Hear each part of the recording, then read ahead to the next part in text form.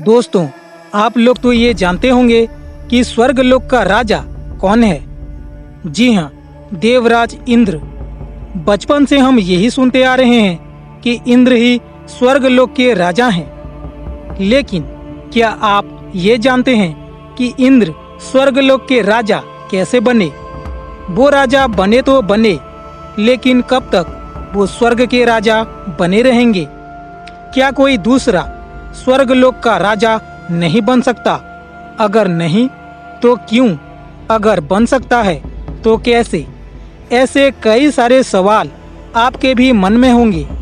तो चलिए जानते हैं कि इस विषयों में हमारे पुराणों में क्या बताया गया है। हिंदू पौराणिक कथा के अनुसार वरुण देव स्वर्गलोक के राजा थे इंद्र से पहले, इसीलिए उन्हें देवता राजा भी कहा जाता है। वरुण देव जल और समुद्र से संबंधित थे और उन्हें ज्ञान, न्याय और धर्म के देवता के रूप में भी माना जाता है। बात है देवासुर संग्राम की। एक बार एक असुर जिसका नाम वृत्र था, उसने स्वर्ग पर कब्जा कर लिया था और उसने वरुण देव को भी बंदी बना लिया था, जिसकी वजह से पृथ्वी पर जल की एक विकट परिस्थिति आ पड़ी थी। तब इंद्र वृत्र से लड़ने के लिए आते हैं। उन दोनों के बीच भयंकर युद्ध होता है और आखिरकार युद्ध में वृत्र परास्त होता है।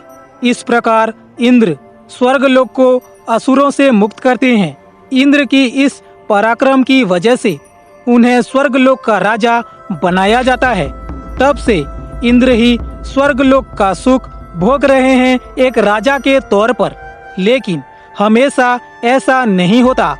पुराणों के अनुसार स्वर्ग पे जो राजा होते हैं वो एक विशेष शर्त पर बंधे होते हैं।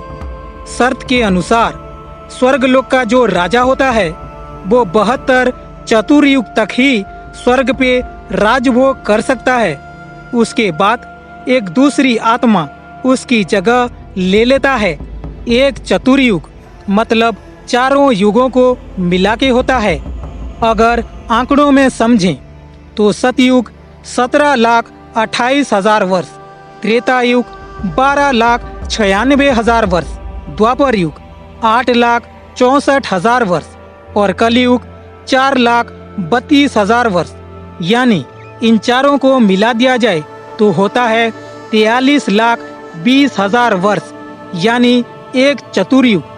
ऐसे ही 72 चतुर्युग तक ही एक राजा स्वर्ग का राजभोग कर सकता है।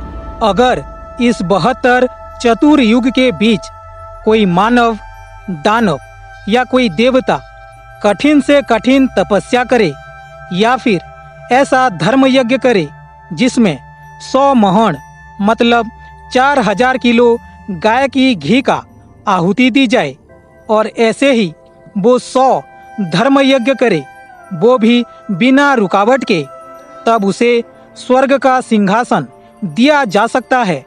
इसीलिए इंद्र अपने शासन काल में किसी भी साधक को ये तपस्या या धर्म यज्ञ को संपूर्ण करने नहीं देते।